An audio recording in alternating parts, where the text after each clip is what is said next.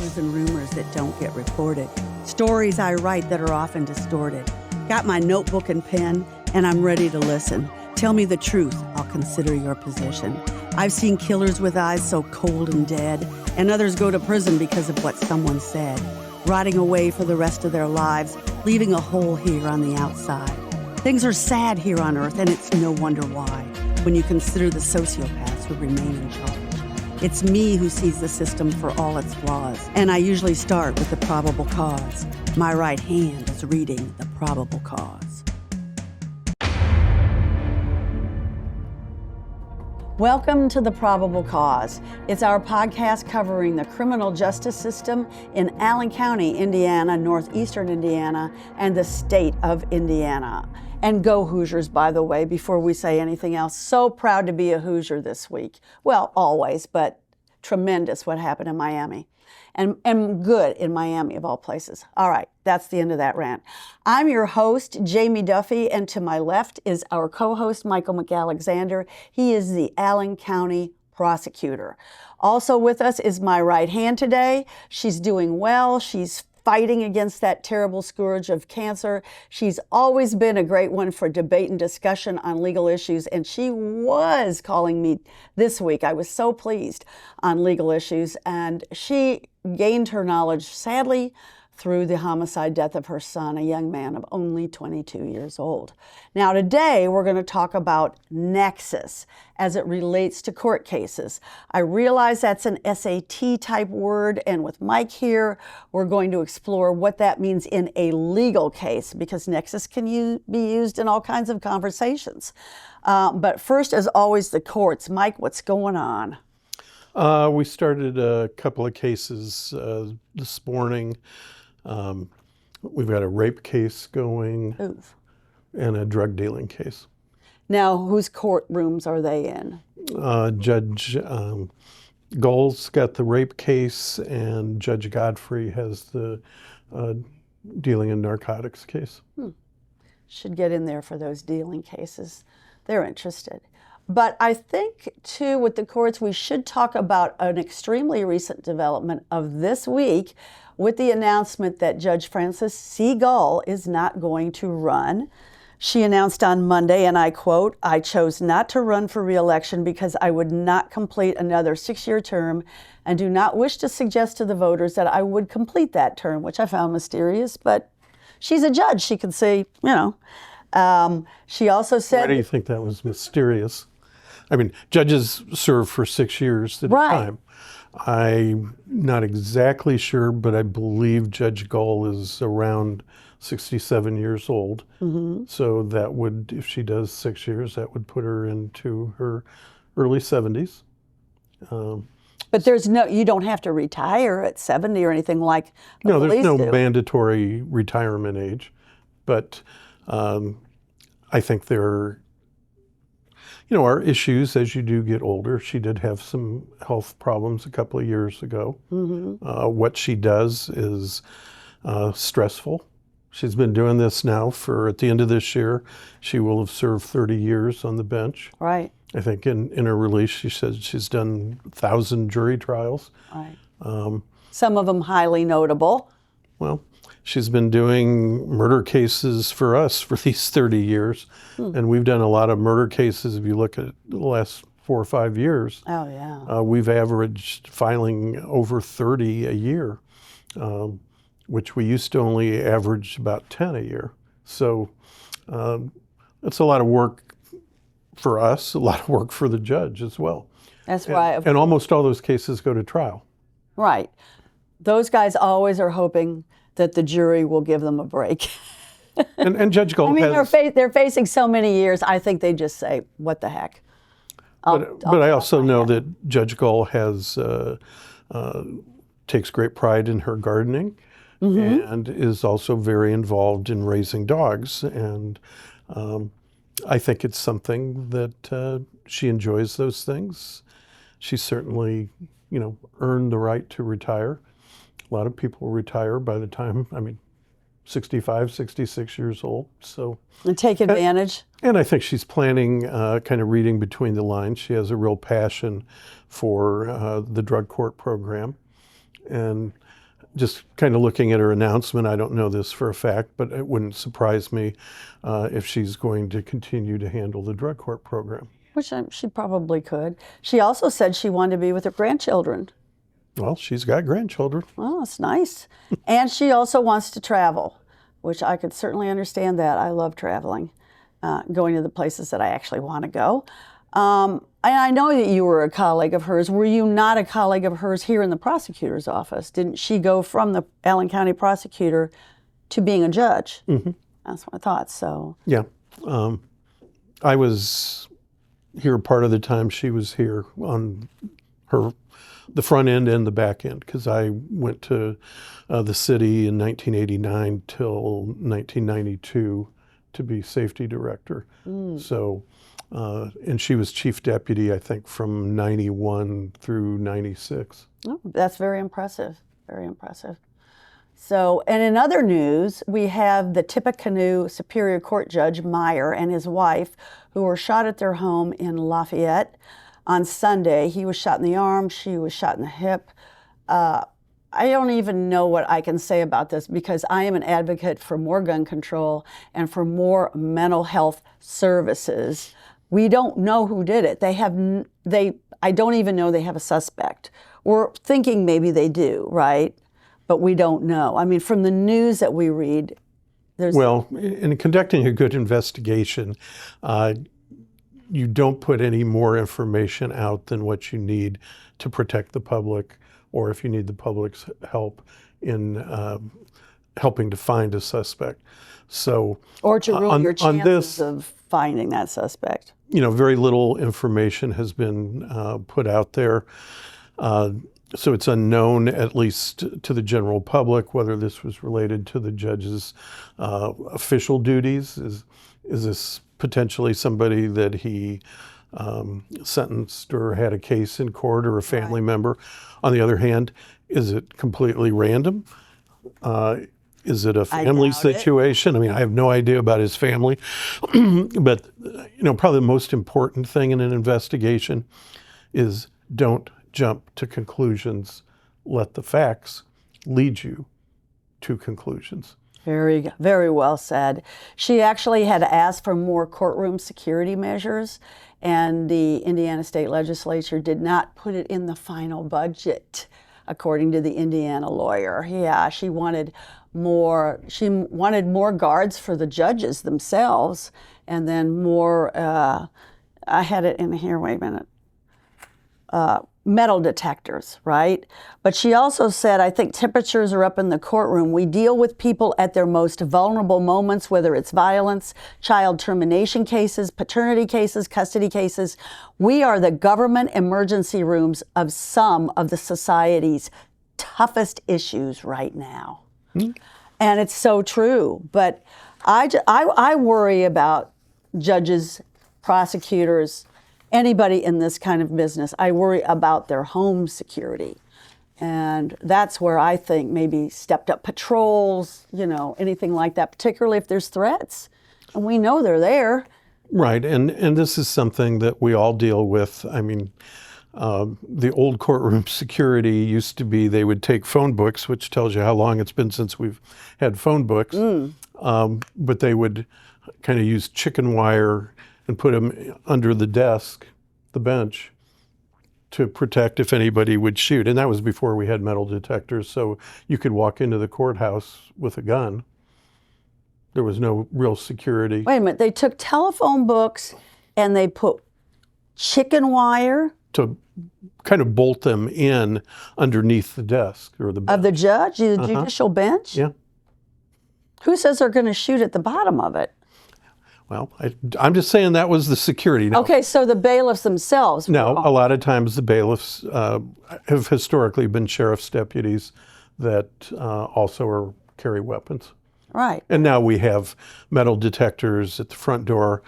I mean, there are 4 outside doors to the courthouse, and 3 of them are locked. Right. And there's only 1 entrance now for you to come in. It'd be so nice to go back to the day when you could walk into any of those doors. It's such a beautiful building, like if you could enter from the north, south, east, and west. But I can't imagine that happening for a good long while.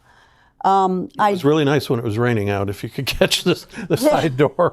Exactly. This week, I also attended a hearing for a 15-year-old named Essex Robinson, whose sad story of survival led him to what he thought was an abandoned home in the 4400 block of Bowser Avenue. With his 13-year-old brother. He shot at someone who must have come in through the door, or they were going to be doing some kind of construction work. I looked up on the property records anybody with the name of the victim. No one in town owns anything, any property under that name, so I can't assume that he was the homeowner. I came in, apparently there was some kind of, I know you can't talk about it, but people have come to me and talked about what happened. His younger brother was there. I'm going to see how this case unfolds because he was actually running away from a home situation. And he's been charged now with attempted murder. He was waived into adult court, which is mostly what they are. This is a level 1 felony. He was also charged with ag bat, which is felony 3, and residential entry. I just wanted to say, and I know Mike has no jurisdiction over this, that one of the problems of being a reporter and trying to report on juvenile situations is that you cannot get a probable cause affidavit for these kids, even though they've been waived into adult court. So when I have people contact me and I trust those sources, I'm going to go with the story because the backstory here is very sad. And we have not heard enough of these stories. People are pointing the finger at DCS, which is the Department of Child Services. People have called them, they've written letters, a school official did as well. So all I'm saying is, as a journalist, I feel like I need to report these. He's one of 20 kids between the ages of 15 and 17, because he turned 15, he was 14 when this occurred, that have been waived. According to jail demographics, when they turn 18, they move from the Allen County Juvenile Center, which we call the ACJC, and then they do get transferred to the jail. And that also makes me nervous because, you know, some of these 18-year-olds aren't ready for that. Some of them may be, some of them aren't. He does have another hearing coming up in June. I will continue to follow that case. You can read this article on www.theprobablecause.com, or you can go to the Facebook page, The Probable Cause, and you will find it there. I was able to get into the courtroom. You'll see, I feel like it was one of the best portraits I ever took of this kid, all alone in the dock, dressed in orange. You can see the chain link around the waist. Dropping by. It's sad all around, and I'm sure all the prosecutors agree that this kind of thing even has to happen. So, well, kids and guns. Kids and guns, let's get rid of the guns. What say you? Shakespeare. Well. No, back in that day, they didn't have guns. They had to get a little closer to their victims. Anyway, according to Merriam-Webster, now we're going to go on to Nexus. And I hate to start with a dictionary, a definition, but I feel like in this case it works. If you were to go out in the streets and ask the average man in the street what a nexus is, they would just like, I don't know, what's a nexus? You know? They'd probably say it's some kind of car like a Lexus. Yeah, actually, that's a good point. I didn't even think of that one. And it's sort of fun to say, nexus, but today we're gonna find out like how we can use it. It actually means it's a connection. It could be a causal link, as in the nexus between poverty and crime. It could be a connected group of theories, as in a nexus of theories. If you've developed a nexus in a legal case and presented it to a judge, that judge would have to accept the nexus, right, in order for you to continue. And I have heard this in our courtroom. It was also an issue in the Delphi murder trials. Did they create a nexus with the third-party suspects, which the judge ultimately turned down? So anyway, a nexus is a connection or a link between two or more entities. A lot of people think that it only relates to tax law, right? But in fact, it doesn't. Now, the state enacts a law requiring businesses to collect a sales tax. This is a hypothetical. The nexus is established if the business has a physical presence in the state. So that would be the nexus. you run a business, but maybe it's an internet business. That got to be an issue a few years ago. Could they collect state tax? And I believe what happened, correct me if I'm wrong, is you paid the tax from your state. Right.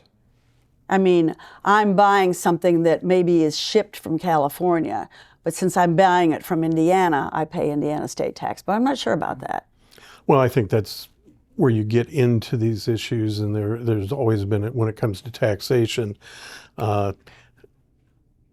there's a certain assumption that as individuals, where you're ordering stuff from out of state, but you should be, as an Indiana resident, be paying sales tax. Right. So if you look at your form, when you do your state taxes, there is a box that gets involved with how much stuff did you buy outside of Indiana that if you'd bought it in Indiana, you would have paid sales tax on. And you're supposed to report that on your taxes as additional income type of thing. It would have to be a lot, right? Because I don't... Well, the form doesn't say it asked that way, but, and it's probably one of those that it's almost impossible to verify by the state. So it's probably widely ignored by a lot of people. I mean, I know a couple of women who do an awful lot of Amazon shopping. You know, it would rise to a huge amount. Yeah, and I don't know It's now like that, a pastime, you know. now that we have Amazon distribution centers, much more now, say, in a lot of communities. I think we have, what, 2 of them in Allen County. One in the airport and one out by Sweetwater. But if you go back 10, 15 years ago, you know, you'd order from Amazon and it would miraculously appear on your doorstep and you didn't know where it came from. And they've had that issue with, for a long time, if you buy clothes from Land's End or some of the big mail order houses. I definitely do. That, you know, do you pay sales tax on that? In theory, yes, you should be declaring that, but I don't know of anybody who probably keeps track of all of that. I will say Amazon, I mean, I spend so much on Amazon. I do know that they do tax me based off of Indiana. So I do know that I'm automatically taxed for Indiana through purchase on Amazon. Yeah, I don't see how they could do it any other way. Okay, so another hypothetical example, in a criminal case, a defendant may argue, hey, there's no nexus between my actions and the alleged crime, and that could affect the outcome of the trial. Hopefully he would be saying that through his attorney. Legal nexus means... It'd probably be confusing the jury if he used the term nexus. Well, yeah, I can see that too. I think you have to look at this a little bit. We do use the term relevant. And so you mentioned the Duffy case, and I think those issues are going to be part of what the defense just filed on their appeal, that they were making claims about Odinism, and the court determined that there was not a sufficient nexus or connection between the evidence that they wanted to present and the facts of the crime. So what courts are always trying to balance is this evidence or information truly relevant, or is it a distraction from the real evidence in the case? And the court has a responsibility to regulate that admission of evidence to make sure that it is relevant to the case and not just a wild goose chase. All right. I think another way to look at this, you'll hear the term standing, which again is kind of connected to this, that, we say people can sue somebody for anything. Well, they can, but it also would get thrown out a lot of times if there isn't sufficient connection. And you can sort of use the word standing? In certain contexts, I think people understand it better as standing. You have to have an interest in the litigation. You can't just go in and say, well, I think this is wrong, so I'm going to file against it. You'll see that mentioned, that you have to have some personal stake in what is happening in the situation or the litigation. And you'll see people, there's some, if you will, public interest law firms or not firms, but groups that have an interest in a cause, but is that more of from a free speech perspective? They're advocates for or against something, Well, as opposed to having a real interest. Help not handcuffs. Okay. Remember, they got accepted as an amicus in the jail lawsuit. Would that be kind of what you're talking about? Kind of like that they, I think people could disagree whether they had a real interest. I have an opinion, but I'll keep it. But Judge Damian Arlichty thought they did. And he allowed them to file some things. Yeah. In fact, they sat right up there with them. When you look at the ACLU, they have a long history of coming in on behalf of perceived violations of usually civil rights of one form or another. And I think due to that history, they have more latitude than a lot of organizations. Right, they know what they're doing. They've been at it for a long time. So in criminal justice, legal nexus means a crucial link or connection that must exist, like the link between an employee's misconduct and job efficiency for discipline, or between evidence and a crime scene for a search warrant proving relevance. There's that word, relevance. Probable cause to search a person, a place, or a thing cannot exist unless there is a link or a connection between the evidence to be seized and the location of the search. This is known as the nexus. Did you want to say anything before I start? Well, again, this gets into the probable cause.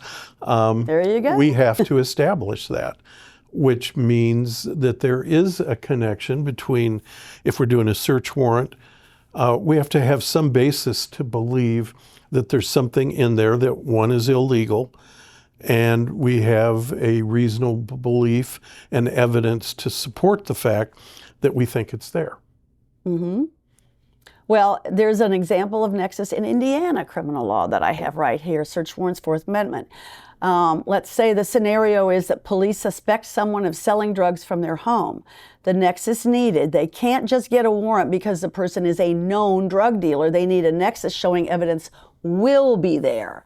So the good nexus, good nexus example is witness statements about drug deals happening at that specific house, surveillance showing drug transactions at the house, or trash pulls revealing drug packaging from that address. And I would also add confidential informants who go in wired with a certain amount of money and make the transaction and then come back. Or undercover officers that are able to get in, right, and can put into an affidavit that they entered that home, they met with this person, even if they haven't identified them. They were able to purchase items that turned out to be illegal contraband. It's been tested. I mean, again, it's those connected elements that are necessary in the acquiring of warrants, of filing criminal charges. Because if we go in and we say, John Smith committed this robbery, say. Oh, robbery, yeah. In the probable cause affidavit, we're going to have to show how we've identified John Smith. We're going to have to show that a robbery did occur, that he took items from somebody using force or the threat of force. So we have to meet the basics of those elements. But if you have to show all those to the crime and to the individual. Okay, so you have to show that the crime and the individual, there's a nexus.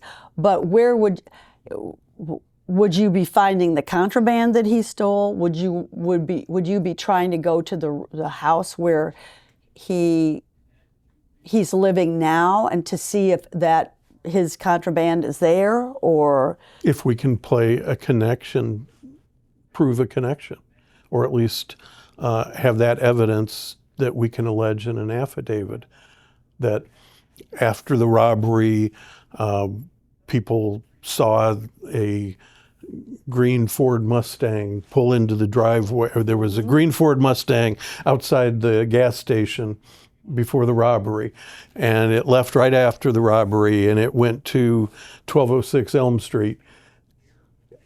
Okay, that might give us enough, and people saw the the driver go in. We may not know who the driver is at that point, but we know the car. So that's one way of, again, showing those connective elements.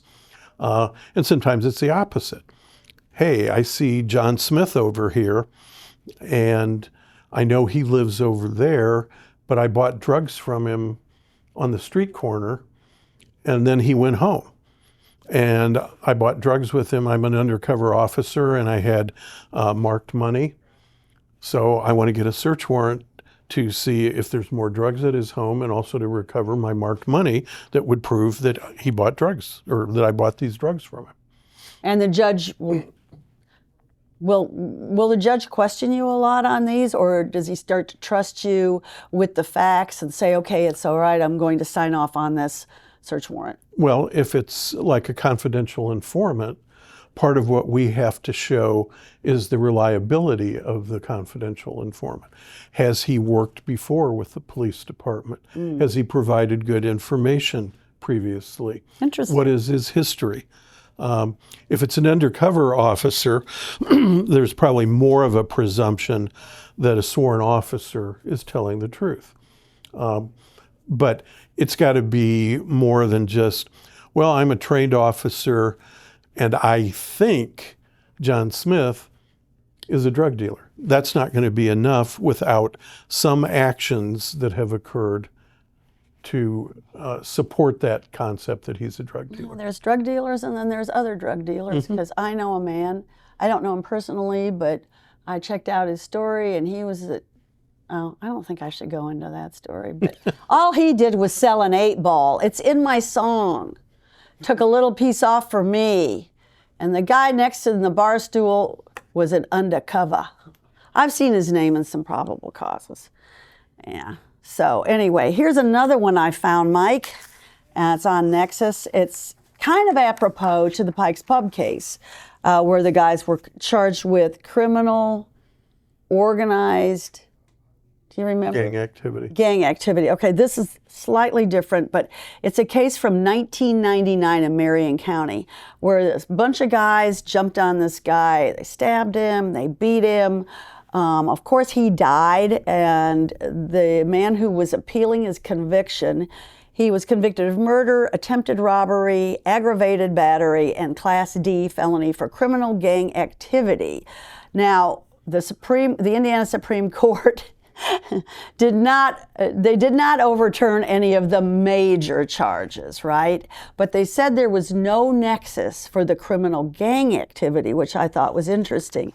In order to have a nexus, you have to have these three things.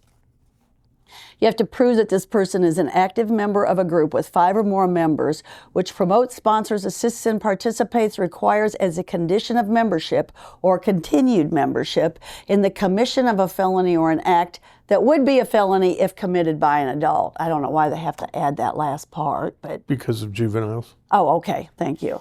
Number 2, has knowledge of the group's criminal advocacy. I don't even know what criminal advocacy is. I think of that as something more, positive advocacy. But anyway, you have to have knowledge of the group's criminal advocacy. I think reputation that the group does commit crimes. Right. And then, this is the one that got it on. He has a specific intent to further the group's goals. I mean, what is this, a business meeting? This really made me laugh. Anyway. A lot of that, I think, out of that case was adopted into the elements of proving criminal gang You know this activity. case? No, but a lot of it reads like the statute as to what we have to prove for criminal gang activity. Well, I mean, they identified this man as a member of the Vice Lords. A detective assigned to the Metro Gang Task Force testified concerning Kilpatrick's affiliation with the Vice Lords. He had a bunch of tattoos, number, type, and location of tattoos on Kilpatrick's body. However, the Supreme Court said the state presented no evidence that Kilpatrick had. Now, this is the part that I loved, all right, being a lover of language. No evidence that Kilpatrick had the specific intent to further the gang's criminal goals when he stabbed and attempted to rob Crafter. What were the criminal goals, Well, I think what they're kind of saying is, how did that support the gang's activity? Now, maybe that required that this was a competing drug dealer or something. If the gang is dealing drugs, do you have to show that this was done to get rid of the competition? Or was there some other factor involved that supported what the gang was doing, as opposed to an individual act of violence? Actually, that's a funny thing is there's nowhere in here where there are any drug charges or anything. This is 1999. It's just they beat him to a pulp. They ended up killing him. And then, it was aggravated battery and murder and all this. But, criminal gang activity. So they said the state's case consisted only of evidence that Kilpatrick was a member of a gang that commits criminal offenses. That is not enough. So they said the state failed to show a nexus between the defendant's gang membership and the crimes for which he was charged. So again, they were finding that there wasn't a sufficient connection, not disputing that he did it, and probably there's some additional charge, whether it was murder or... Oh, no, he was convicted of murder. Yeah. He was convicted of aggravated battery. The criminal gang activity is comparatively minor, so it probably would not have added to his sentence anyways. But it is nice when we get those kind of decisions that kind of give us some direction on, especially statutes like that are not as clear cut as a lot of the criminal statutes. So I mean, like robbery, if you're using force or the threat of force. So you shove a gun in somebody's face and say, "Give me the money," it's pretty apparent. That's armed robbery. Right. But you've used force or the threat of force. And sometimes that force can be implied by the gun in your face. You don't have to say, "This is a handgun, it shoots bullets, bullets could kill you." Right. By the way. And they hurt. It can really hurt. I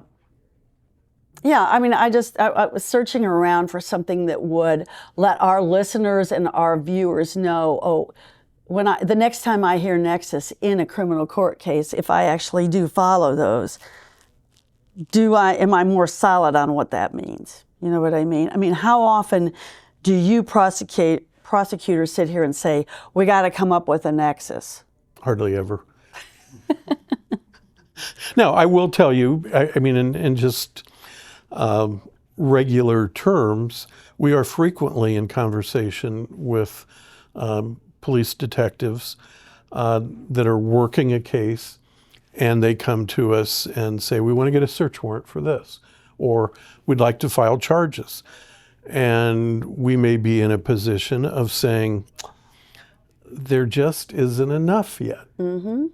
And for us, on the other hand, when we do a trial, one of the things when we don't get that many not guilties, but when we do, it is very common that we'll hear back from the jury, well, we believed the victim, or we think he did it, but we needed more. Mm-hmm. And I've joked over the years, well, we don't exactly go down to the evidence store and take it off the shelf. I mean, we're giving you what we've got.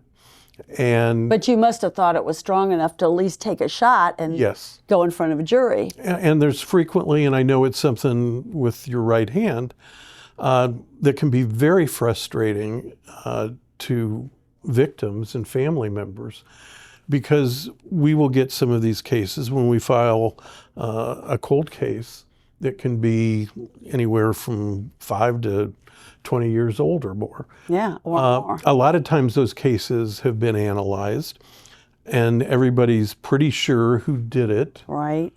But when you evaluate what evidence you have to take into court, you're kind of using that standard. Is a reasonable jury going to think this is enough? And so we may say, we think we know who did it, but if we take this case to court now, we don't think we have enough to get guilt beyond a reasonable doubt. So a lot of times we will wait.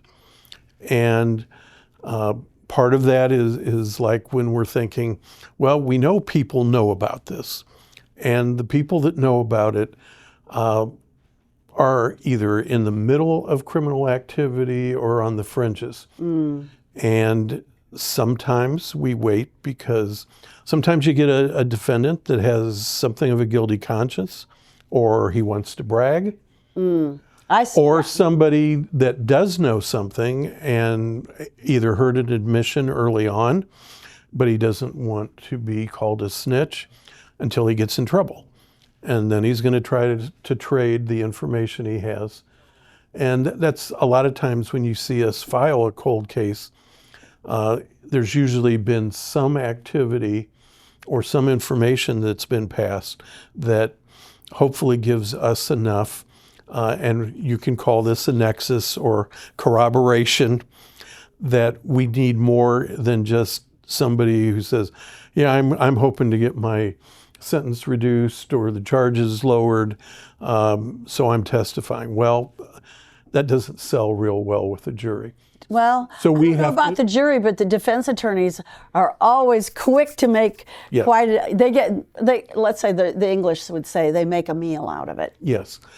So we're then in this situation where we need to corroborate or show why that person would have that information, why it's viable that they have that information. And you hope that snitch, when it gets on the stand, comes off very believable. Yes. You know, I mean, a lot of them that I've seen, I love them when they get up there. You hope that, what can I say? You hope that they're going to be all right afterwards too. But lots of times they minimize what they're in for. Well, he's just in for a theft charge, you know, and it's not that big of a deal. He's only got 10 more years, and I'm just kidding. Well, no, but I mean, there's some human nature there that I think when anyone commits a bad act, does something wrong, they tend to minimize their involvement. Right. And again, this is how, in evaluating a case, you have to look at how is that person going to present to a jury. I know. I mean, I can't believe all the moving parts of a trial. There's just so many of them. You know, I might even be in the courtroom next week because I noticed there's a bunch of good trials. And Well, and there's a lot of times we still are in that position where we get our cases usually in written reports. There may be interviews as well, but you usually start with writing a report. You're reading the probable cause affidavit. right, so crucial. And there we all know on this show. And there are times when it's all there, everything you want, but then when you start talking to the witnesses, they are not always credible, or they're presenting so poorly that you're looking at it and saying, I'm not sure that a jury's going to buy this. I know. Well, I mean, I sat in the courtroom. What was the big one? The next one is Chad Kinney and the guy who was convicted.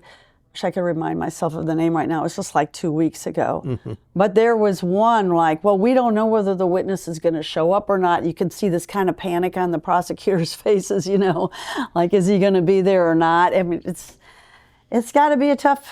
I think it's tough to be a prosecutor, and I think it's tough to be a defense attorney. So. Well, I always say that being a prosecutor on a case is much like being the director of a play. Yeah. You've got the players, the parts, but you have to make the determination as to what you want out of them. What information do they have? What order do you want to present that? What's the most compelling way to present that to a jury? And think of the jury as an audience that they're constantly evaluating whether they believe your case. A trial starts with us providing a mini opening and then an official opening statement.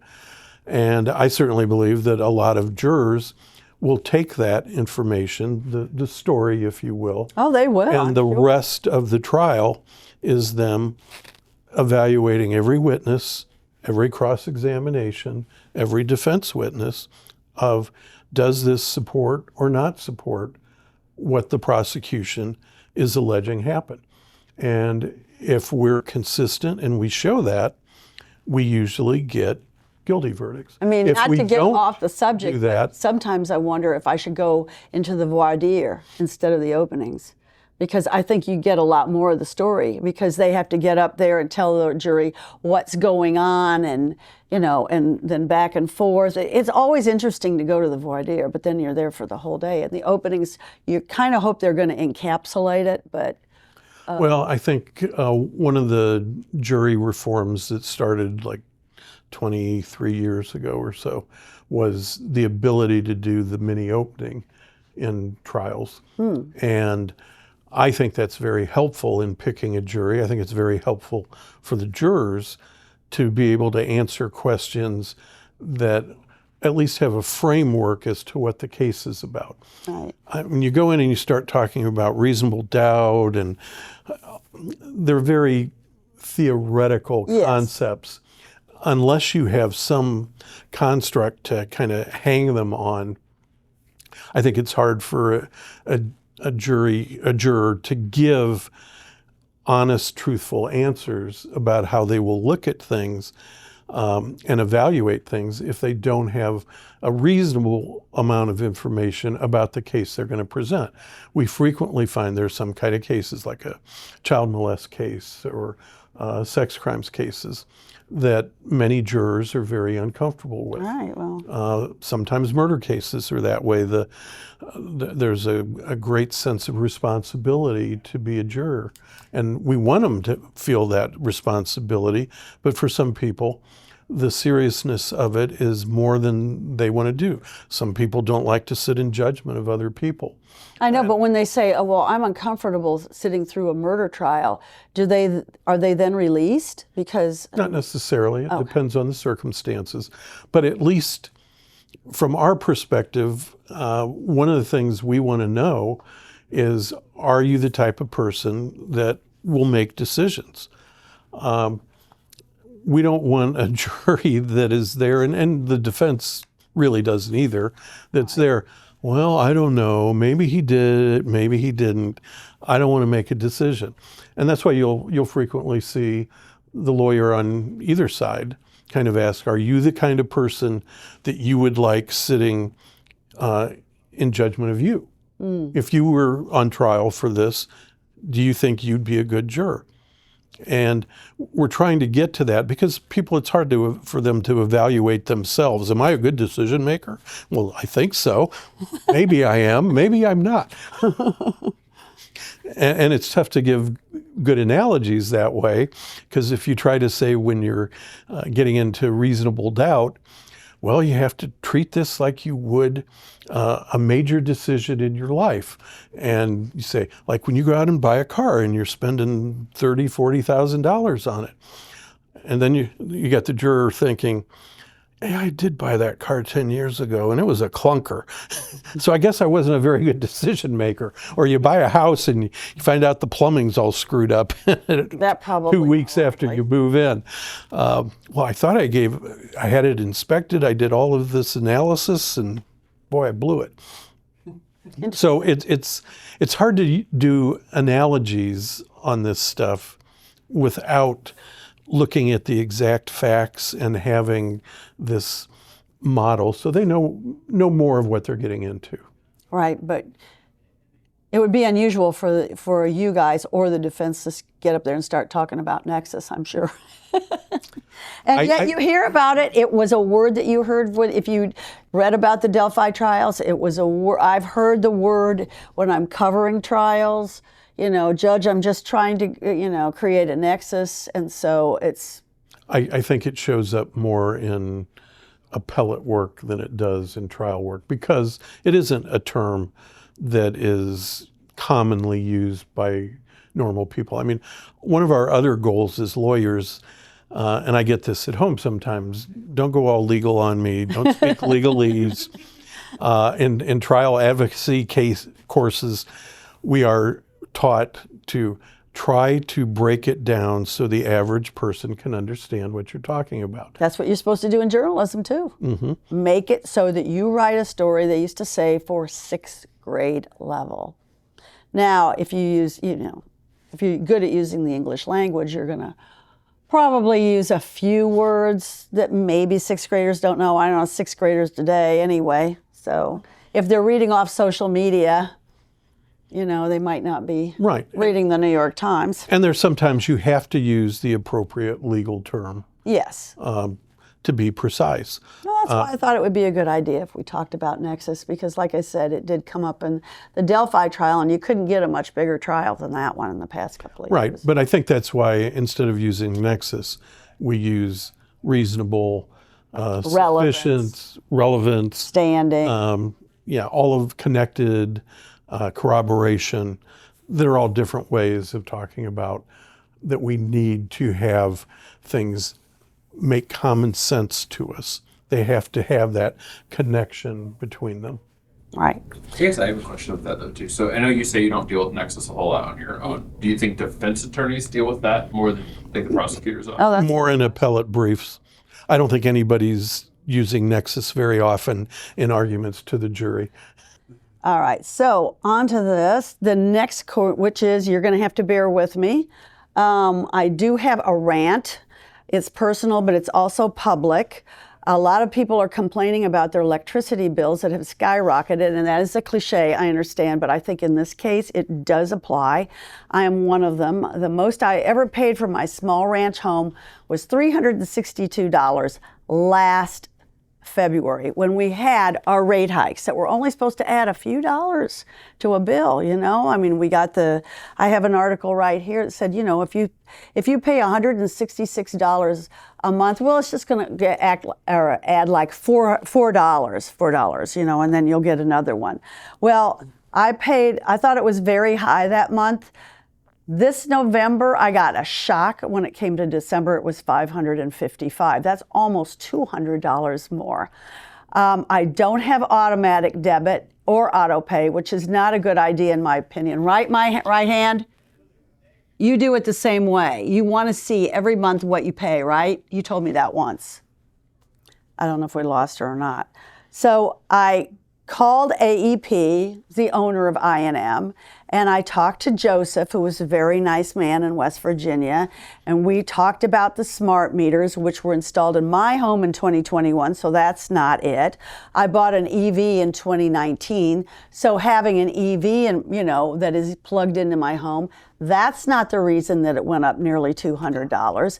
So I started doing a little research for you and me, all right? Because we need to know why we are all paying more. I think a lot of it has to do with the data centers that are going up all over the United States. However, I have an article here from NPR. They interviewed an energy expert. He runs Heat Map. New York Times, he also writes for the New York Times, and he says there that a resurgent manufacturing sector has something to do with it. Data centers, EVs, like me, we're relying on our own electricity. But the major problem in America is the aging grid. How many years have we been talking about that our grids, our substations, our poles, our electric lines are all too old? They're decades old, and yet now is the time that they are going to fix all of these. And AEP, you can see I'm all worked up about this. When they got their approval from the Indiana Utility Regulatory Commission, They said they asked for 66 million, they asked for way more than 66 million. They got half of what they asked for. They are going to replace more than 2,800 poles, 240 miles of power lines, upgrade 15 substations, and install more self-healing grid technology. But I can't imagine that there isn't a nexus between all of the new data centers going in Indiana and the aging grid and our electricity bills. So, of course, the state legislature is going to tackle this, right? They're going to help the people. I'm going to have to pick on them now, Mike, I'm sorry to say. Here she is, Representative Elena Schonkweiler from Noblesville. She has an idea. I want you all to listen to this and you tell me what it means. House Bill 1002, a House Republican priority proposal, this is from the Indiana Capitol Chronicle, would reshape utility providers' low-income customer assistance programs. What does that mean? Reshape for the low-income customer assistance programs. How are they going to reshape them? They got to help them one way or another. What is the reshaping going to be? But that's not all they're going to do.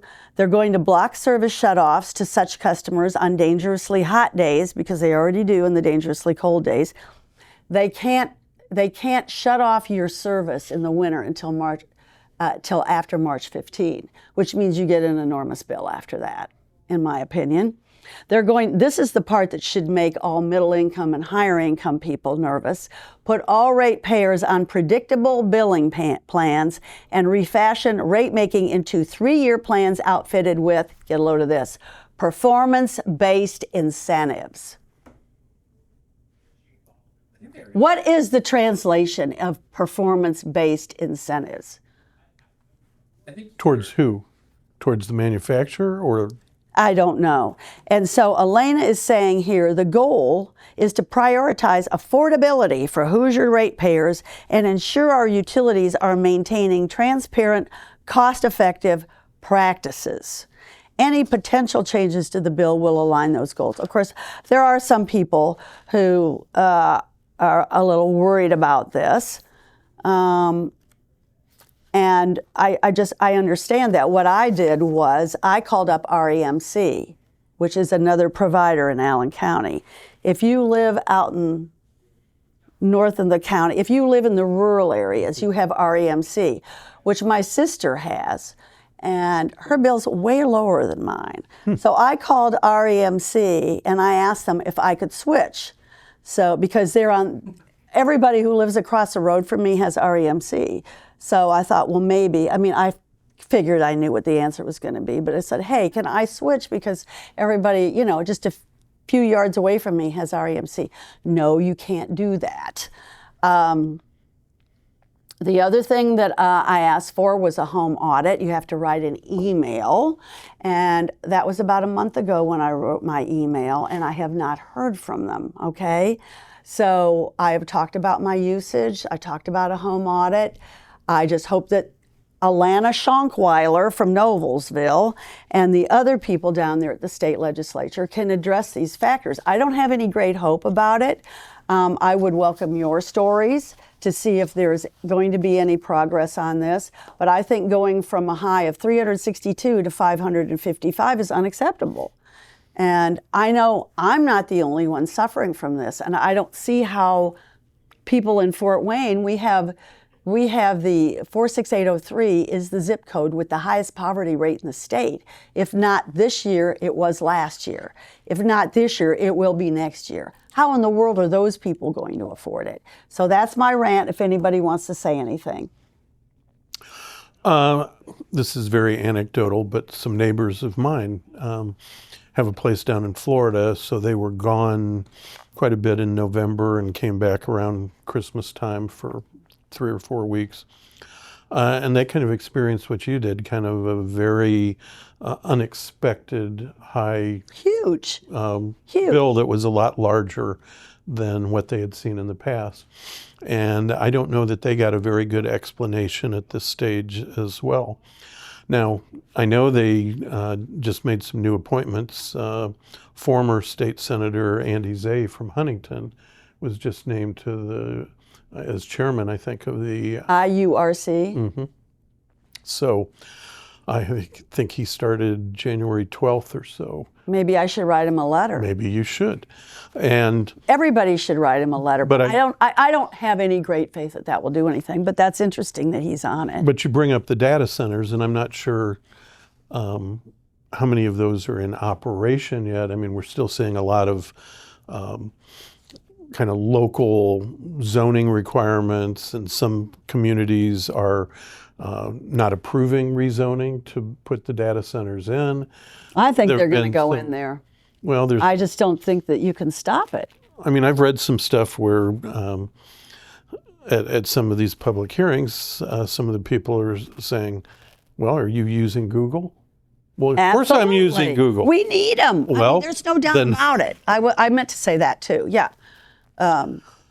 But the city council was going to foot the bill for that $200,000 infrastructure improvement or whatever. And the people got in an uproar. This was just like last week. And so Google needs to pay. And you know Google can afford that. $200,000 for an infrastructure upgrade. And they're probably, I don't remember, but I'm sure they're getting tax breaks. So something has to even out here. Yes, we do. We love Google. I use it all the time.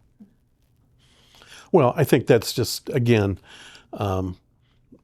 it does appear to be a service that people want and appear to be necessary. And as you pointed out, you're using an EV. Mm-hmm. We're also faced, though, with, I guess I thought global warming was hitting us. Your bill should go down. Right? I tell you what. You know what? Based on yesterday, I don't know that it's hit us yet because one of the things I'm so sorry about, degree because I've been in this house for 11 years now, is that I never got solar put in there. And that's another thing I want to add. There is going to be a revolution. People aren't going to put up with it. They've already got these little gizmos where maybe you can run your refrigerator off of it. Well, you know that is going to develop into a much better system where you don't have to have a solar manufacturer come in and put those tiles on your roof anymore. You can literally buy a machine and get the sun yourself. Well, and the other thing that may be out there is I believe they're making smaller nuclear energy reactors that are safer than what we had 50 years ago. Yeah. And that may be a long-term So let's put one in our homes, right? I don't know if we'll go quite that far, but I don't want to live next to one of those plants. Is that considered renewable energy, nuclear? I don't know. Anyway.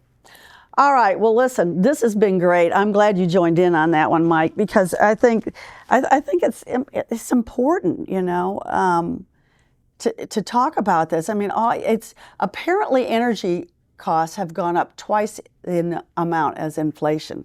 That was in the NPR article here. And so that's another reason we're seeing it. I mean, as you know, EVs, like I said, my EV, I never noticed anything big in my electric bill until all of a sudden.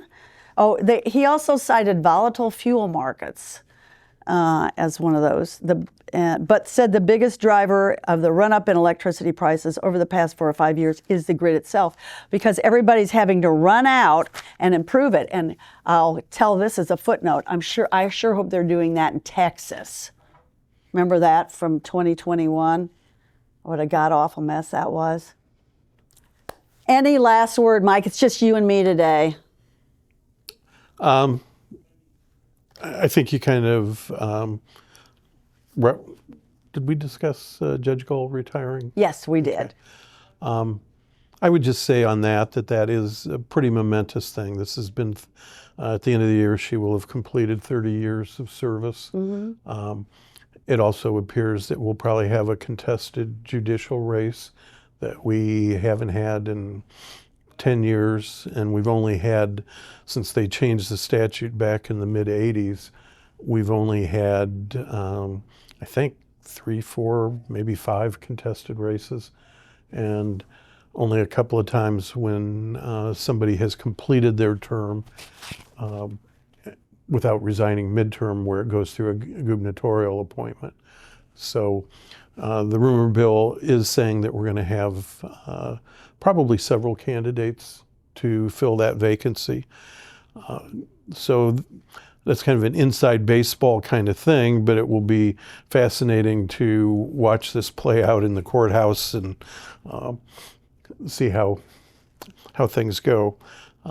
I'm sure there's going to be a lot of people interested. A lot of people interested in that. There's only going to be that one in November. That's the only opening, right, on the court. Well, there's 5 Superior Court judges that are up for re-election this year. Just so people know, because I think there's always a lot of misunderstanding or just lack of information. The Superior Court judges run on a nonpartisan ballot. They have to file during this time period like anybody running for county council, sheriff, prosecutor, have to file between mid-January and this year it's February 6th is the deadline.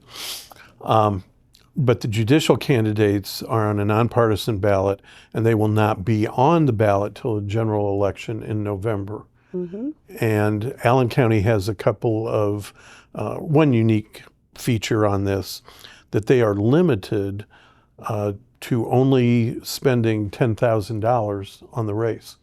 Now, when that was put in over 40 years ago, $10,000, could buy quite a bit. It doesn't buy much now.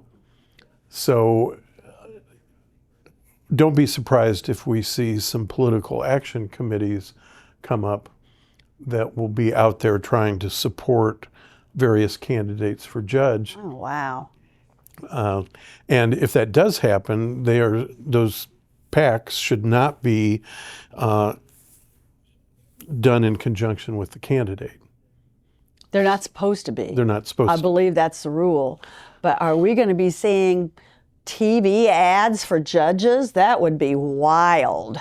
That would be unusual. I mean, although most of the state, if you go around, most of our state's judges, other than the larger counties, run on a partisan ballot. Mm.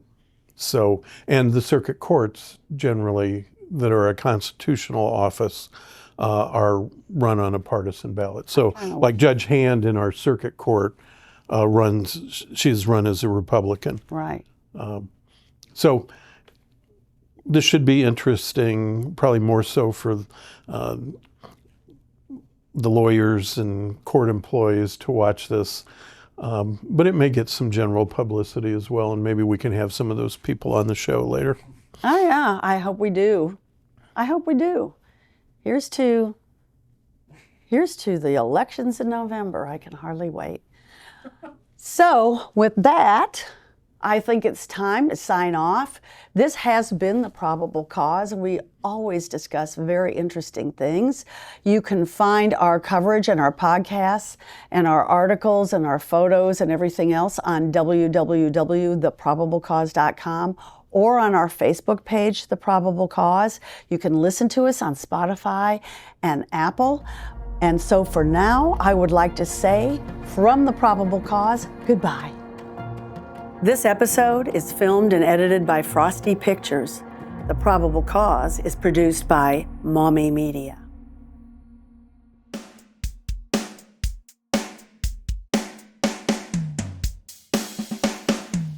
Worried when I crossed the Michigan line, a cop from Steuben County waiting on I-69. A headlamp went out while he pulled me over. Charged me with possession after I rolled down the window. Now that's skunk. Indiana's a trip when it comes to weed. It's like who doesn't smoke or use gummies? Your grandpa, your brother, your rich friend from school? Hell, throw in the whole courthouse and my attorney too. It's time those assholes change these stupid laws. It ain't worth the paper for a probable cause. Sitting on a bar stool in my usual place, this guy next to me said he was looking for some cocaine. Hell, I just sold him an 8-ball with a little piece off for me. But my buyer was a cop? Should have known he was a creep. So I'm a dealer, right?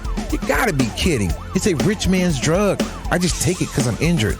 8 years in Westville with a monkey on my back. There's more drugs in here than you can shake a shank at. One dirty drug test, man, this system's flawed. Undercover screwed me in my probable cause. Street crimes never did me no favors. I'm hooked on Fetty. I'm a junkie, not a felon. Told that son of a bitch on the way to lockup. I can't seem to shake it. I need help, not mocking. What do you want from someone who's been through the system? Drugs all through the house before mom and dad went to prison. Throw me in jail and give me a fine? Someday I'll be dead and away from your kind. Now I'm at the courthouse in front of a judge. Can't say my public defender cares for me much. Crimes are committed on both sides of the law. God help me now with this probable cause. C shift never gets old. Anything can happen when you're out on patrol. You think I'm just eating donuts, man? Give me a break. Nothing on this job is a piece of cake. Lights and sirens activated. This knucklehead wants to chase. Baby mama at the scene just spit in my face. Wife's worried that someday I won't be pulling up at all. You'll read about my killer in a probable call. Man. She went through my phone and she seen my text. I told her forget it. It was just my ex. She took a swing and knocked me flat. Man, I went wild to get her back. Judge slapped me with a no contact order. Now she's got the kids and she's staying with her mother. So she started it all and I have to take the fall. You can read my whole story in the probable when I was young. Caught a case for dealing and did my time. Yeah, I got a record, but I was doing fine. Running my own business on the southeast side. Yeah, I got a gun. I kept it on hand. Told the cop my reason, thought he'd understand. In this neighborhood, you need some protection. Attorney thought I could get just community corrections, but the judge decided to send me to prison. Can't get ahead no matter how hard I try. Read the probable cause, it'll make you Whispers cry. and rumors that don't get reported. Stories I write that are often distorted.